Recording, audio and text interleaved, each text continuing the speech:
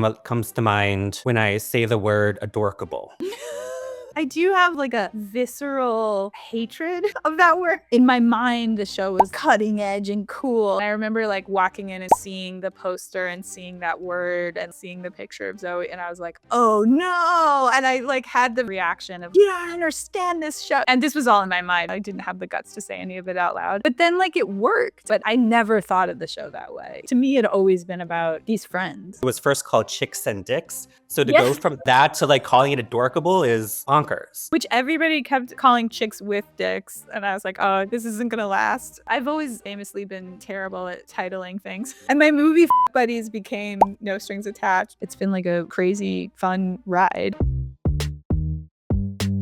Hello, and welcome to another episode of Obsessed the Podcast. I'm Kevin Fallon, here to guide you through all the TV shows, movies, and pop culture nonsense that we think is unmissable. And I love today's guest so much. It is Liz Meriwether, who is the creator and writer of basically all the best TV shows. She created New Girl, which I think all of us have probably binge-watched at least 4 or 5 times. She also created The Dropout, the Elizabeth Holmes series starring Amanda Seyfried, and Dying for Sex, which is a show that is so good. I cannot recommend it enough.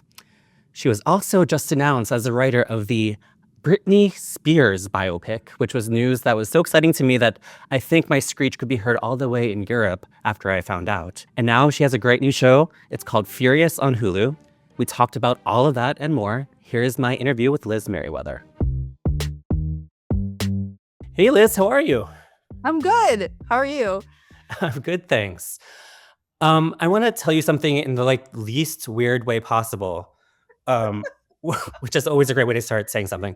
But there is something about you and the way that you talk in the press and the TV shows that you write, where I myself, and I feel like this is true of a lot of people, feel like they know you, even though we have never actually met. Well, that's sweet. I feel like sometimes I don't know myself, so. But I think it has to do with like your personality. But again, the TV shows that you write, the characters that you write, it just seems like, I don't know, like you're channeling the vibes of the people that we all hang out with. Oh, that's amazing to hear. Yeah, I mean, I feel like writing is such an outlet for me. You know, I'm in real life. I'm just can be quite awkward and shy. So I feel like writing is, especially this show. I mean, it was I'm not I'm somebody who uses comedy to deflect a lot of the times, and writing a real drama. I found myself writing scenes where characters were just earnestly feeling things, and I was like, okay, it kind of took everything I had to, not be putting in a little joke. I probably need therapy. Oh, I mean, please get in line. We all do. So as you mentioned, you're working on a very lighthearted new TV show called Furious. Can you tell us a little bit about this sort of fun frivolity that's happening on the show Furious? I had never written a crime thriller, but for a while, it was sort of the only thing I watched. I would come home from being in the New Girl writer's room, being around some of the funniest people, laughing the entire day, but stressed out. So stressful laughing the entire day. And then I would turn on the darkest, twistiest, usually British crime thriller. And that would be how I would relax, which is a strange way to relax. But I'd never written them. And so when this came up, I watched the movie. It's based on this 1987 movie, Black Widow, with Deborah Winger and Teresa Russell. And it's a twisty crime thriller about 2 women who are, in a cat and mouse with each other. A female serial killer and a female FBI agent. But there's this very weird section of the movie, in the second half, where the whole time they've been kind of dancing around each other and they end up just hanging out on a beach for a big section of the movie. And I loved that. I love that this was an opportunity to write a crime thriller, but it really is a character study. It's a chance to dig into the psychology of these 2 women.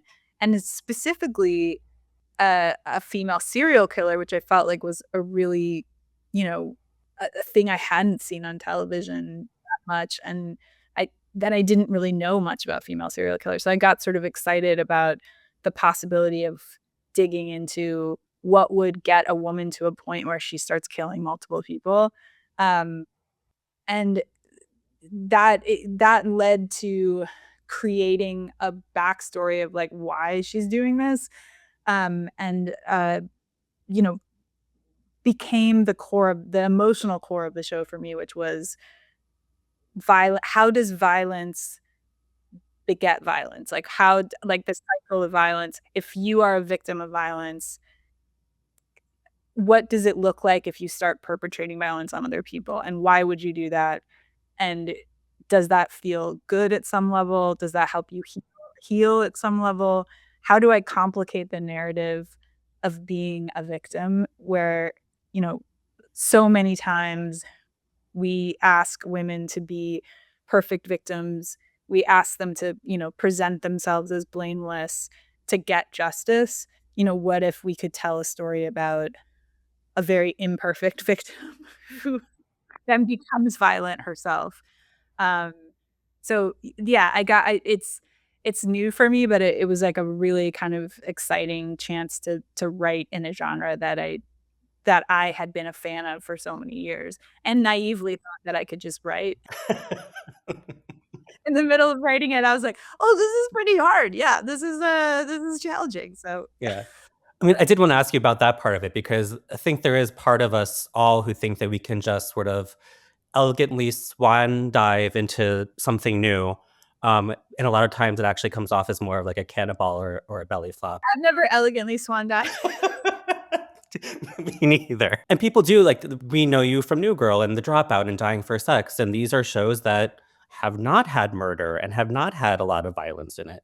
Is it a did you find it was a different muscle you had to exercise to do this? Like I can't imagine sort of, sort of spelunking into that corner of my brain that I hadn't used before to do something like this. Yeah, I mean, yes, but I love that part of it. I was on New Girl. I wrote New Girl for 7 years. So I know what it feels like to be, really with a show for a long time and with a genre for a long time. And so I'm so happy to kind of get a chance to try different things and use different muscles.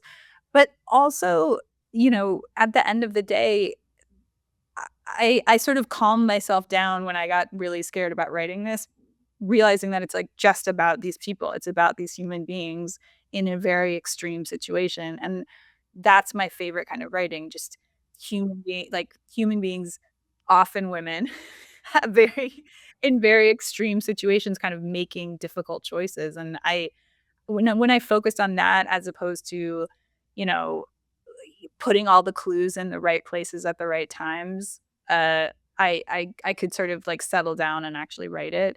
But yeah, it was definitely new, like I said, I mean, writing characters having earnest emotions in scenes is it's not something that I'm, like, usually, like, very comfortable with, so there were a couple times where I was like, "Oh my god, this is just a real drama scene, like, this is just a straight up drama scene."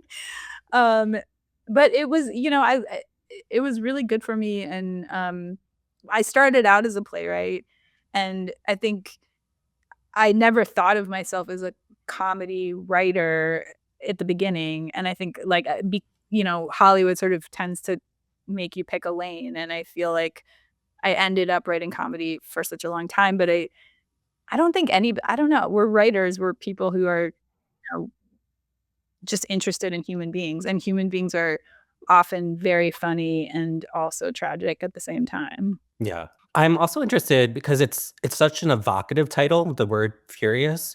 If you could talk to me about coming up with that and what you hope it might sort of telegraph or signify to people who might, discover it and wanna watch it. Yeah, I mean, there's a character who's incredibly played by Quincy Tyler Bernstein, this, older female FBI agent who becomes a mentor and a friend to Emmy Rossum's character, Alice, who's a newer female FBI agent. But Nora is a big fan of Greek mythology, and so I was thinking a lot about Greek mythology in writing her scenes, and the idea of the Furies, these 3 harpies who are flying through the air, these women who are flying through the air to get vengeance on the people who've committed crimes, really stuck in my head because I think this one of the central themes of the show is vengeance versus justice. You know, what is the are there times when vengeance is the answer if justice isn't working? And then also what is the trap of that? You know, does vengeance actually feel good in the end? Does it, you know, stop you from being able to move forward? Does it take away your humanity? So the idea of the Furies really kind of stuck with me, and that's where that led to the title, Furious. Because if you hear that word, you hear the fury and then S. I got it. Yeah, I got it. The Hulu original series, Furious, now streaming on Hulu and Hulu on Disney+. There are 3 victims we know of. The suspect is female, white, late 20s. Female serial killers kill for power, control. I believe there's a deeper motivation here. You have no idea who you're dealing with, and you are gonna end up dead. I've been waiting for you. Watch the Hulu original series, Furious, now streaming on Hulu and Hulu on Disney+ for bundle subscribers. Terms apply. One of the things that I love that's become sort of a calling card of the shows that you write is you cast these amazing actresses in roles that sort of reveal them in a different way. You know, with Zoe and Deschanel and New Girl and Amanda Seyfried in The I've Dropout. just And been so lucky. That's like the people I've worked with are just like they're incredible, and I love giving these actresses like a just like meaty stuff. Like I sometimes when I'm writing, I'm just like, how can I like just like I want my scenes to kind of like challenge actors in great new ways, and like I I feel like Emmy in particular was just so ready, you know, she was just so fearless. Emmy Rossum, who is the star of this. Yeah. Yeah, and just as and Lola as well, who plays the serial killer, Lola Pettigrew. But, like, just like a, you know, no sense of, "Okay, you know, need to look a certain way, I need to act a certain way," just, like, full immersion, like, throwing herself in and, creating it with me. I mean, I think that's what's been amazing. I love working with actors who kind of, like, make me excited to write, you know? Like, I feel like they're part of the writing process in a lot of ways. Um, but yeah, I mean, I do feel like I've been so lucky. And I remember watching Emmy Rossum in Shameless and just being so, like, taken by, first of all, like, how gorgeous she is, but also how much grit she has in that show. And then I remember when, that news story came out about how she, you know, fought for equal pay for herself, who was the lead of that show. And as much as I had loved her before, I was like, "Oh god, like, now I really, really like this actress." Mhm. I mean, she's so great on that show. I think one of the, like, cool things about that show is the tone, you know? I also I feel like the stuff I do, the all that stuff kind of has, like, a bit of a complicated tone where it's both funny and sad, and I think she gets that, and she, like, can do these complicated tones, which is great. Um, but yeah, she was an amazing producer on this. I was a little bit like, "What's this gonna be like?" You know, like, the main actor is, like, really an executive producer on it, and she I think maybe because she has been doing it, you know, starting in her childhood all the way up. She's just really comfortable with the process and understands it and, you know, worked with John Wells for so long, who's, like, such an amazing showrunner, and I feel like she just gets how television is made, and it was just like she's a great producer in the midst of, like, giving incredible incredible performance, which I really don't understand. Yeah. And then, you know, Furious is another and what is like a incredibly flawless run of TV shows for you with New Girl and The Dropout and Dying for Sex. I feel like you're setting me up for No, don't worry. But I did want to ask, I love The Dropout and had been following the Elizabeth Holmes case for so long. How did you react when you found out that Elizabeth Holmes was in the same prison as Ghislaine Maxwell and Real Housewife Jen Shah? Because my mind blew up to the point that it splattered across every surface in the like tri-state area when I discovered that. Well, you know what? I was so immersed in Elizabeth Holmes' story. It was so hard to write The Dropout and complicated because it involved physics and like engineering, and I like felt like I love that part of my job where I have to kind of like learn all these new things, but it was like definitely at the height of my intelligence and my ability to deal with it. So I spent like years in that story, and then as soon as it was over, I was like, okay, I never want to hear about Elizabeth Holmes ever again. So like, I mean, people definitely emailed me, texted me, all of that stuff, and I just was like, I mean, it's wild. I do think about her in prison, and I don't I don't know. I don't know what is going on in there, and I don't know what's going on in her mind. I think honestly, I think she's probably like coming up with a new company. I think like she is such a like she is herself a bit of a machine, so I can't imagine that she's like going to stop. That prison isn't going to stop her, I don't think. But yeah, do I know the conversations that they're having in there? No, and I thankfully don't I will not be writing those scenes. We can all write them in our minds, I guess. Yeah. And I am curious for you though, because The Dropout, at least the way it was talked about when it came out, was talked about as a real pivot for you in terms of the kinds of content you're creating. People knew you from New Girl, from No Strings Attached, from the sitcoms that you had written. And I'm curious, if it felt like you had to push yourself to be taken seriously, both within the industry, but also maybe like for yourself to do something that was such a hard pivot like that?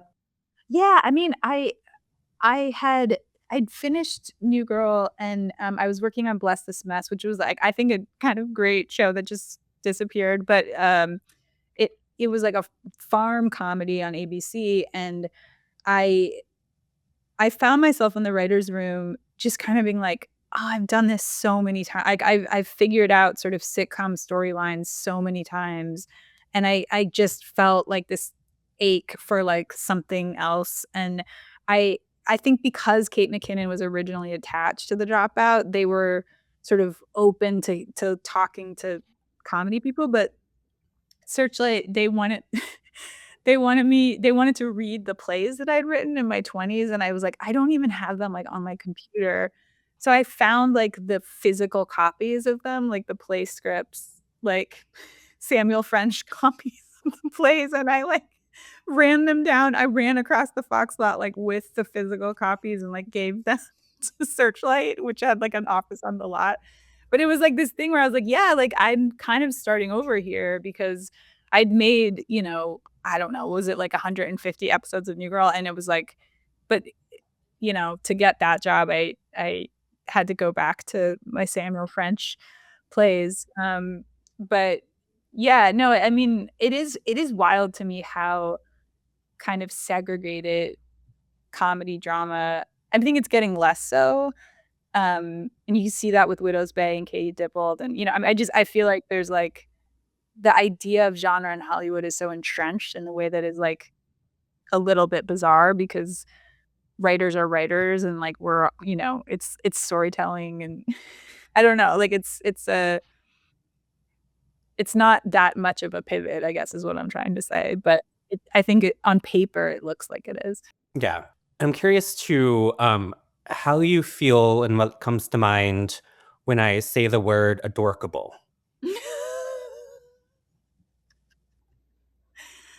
I do have sort of like a visceral, um, hatred of that word, but I remember because like, again, I thought I was, like, this cool playwright, and I'd never written, I'd written 2 pilots, I think, before the New Girl pilot, but, um, in my mind, the show was, like, cutting edge and cool and whatever. And then I remember like walking in and sort of seeing the poster and seeing that word and like seeing the picture of Zoe, and I was like, oh no. And I like had the very like, you know, the sort of predictable reaction of like you don't understand this show, you know, and this was all in my mind, you know, I didn't have the guts to say any of it out loud.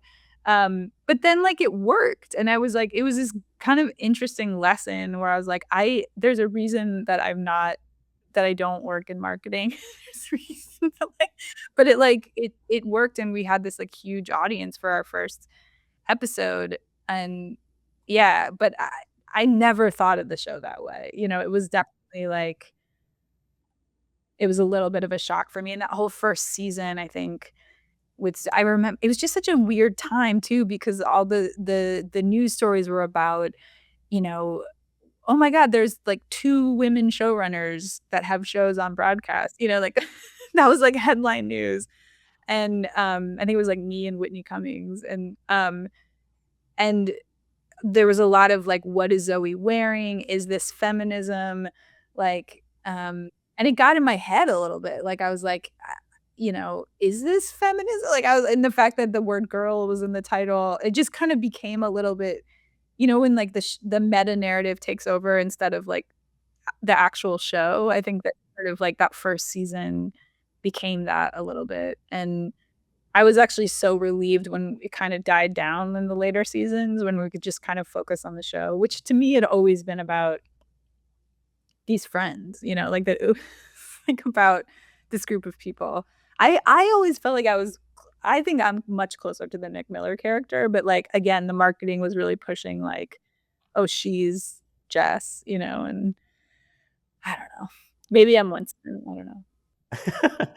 Well, I hate to admit that I was part of the problem. I was just starting out as an entertainment journalist, and I used adorkable in every headline I read about the show. I can't even to think about the amount of times I use the word adorkable. I'm so ashamed of, and especially now when I learn more about the show and production and the story behind it and your process of getting it, you know, to air and script writing and all of that, and the fact that it was even what I think it was first called Chicks and Dicks.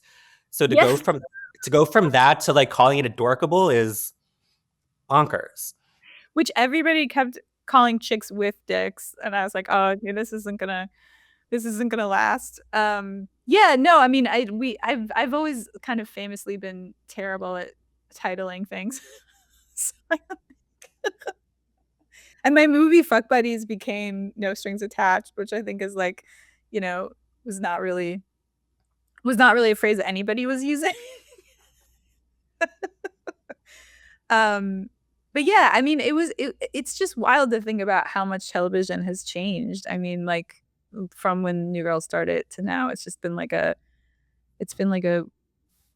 weird, crazy, fun ride, I guess. But Yeah. And I mean, one of the ways that it's changed too is how people can now discover and almost like make more popular than ever shows that had aired years and years ago. I know. I can't imagine what it must be like for someone to create a show like New Girl and then have it have like a second and even like a third wave of extreme popularity so long after the fact.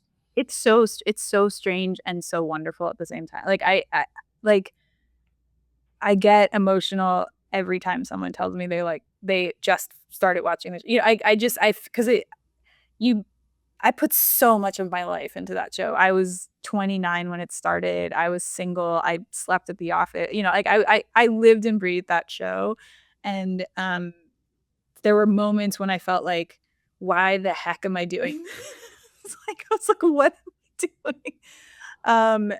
And just, I don't know. It never stops amazing me and also meaning so much to me. And I still, I'm in touch with all of them. And I don't know. It's wild to have kind of gone through something like that with a group of people too. Like and we were all pretty young, and we like definitely our lives changed, you know, because of it, which was like a strange.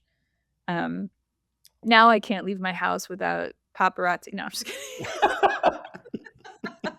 It was a life-changing moment for me, for sure. When I knew that I was going to be interviewing you, it immediately brought back this very visceral memory I had, which must have been from like a decade ago at least, of when there would be blizzards in New York City, they would shut down our Daily Beast office.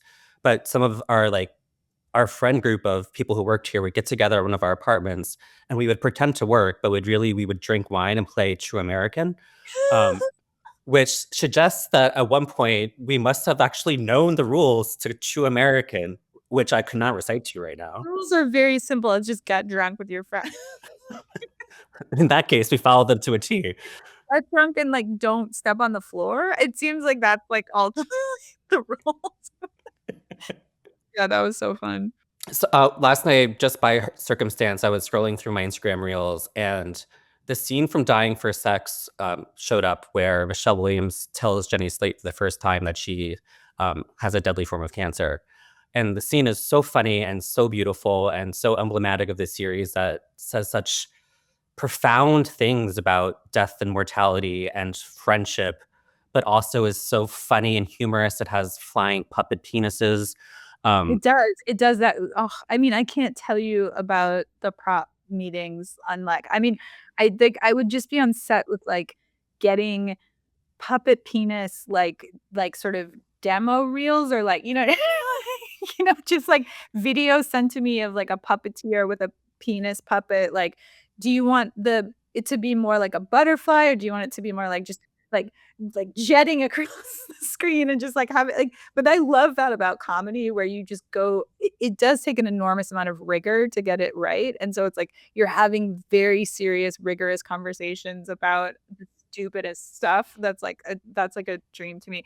But yeah, no, that scene was like, first of all, the hardest thing to write, and then it was like actually weirdly easy to shoot, but then impossible to edit. Like it was because it was like, how do we finding the right tone for that particular scene was so hard and like just I'm like, okay, these are characters you haven't really met yet.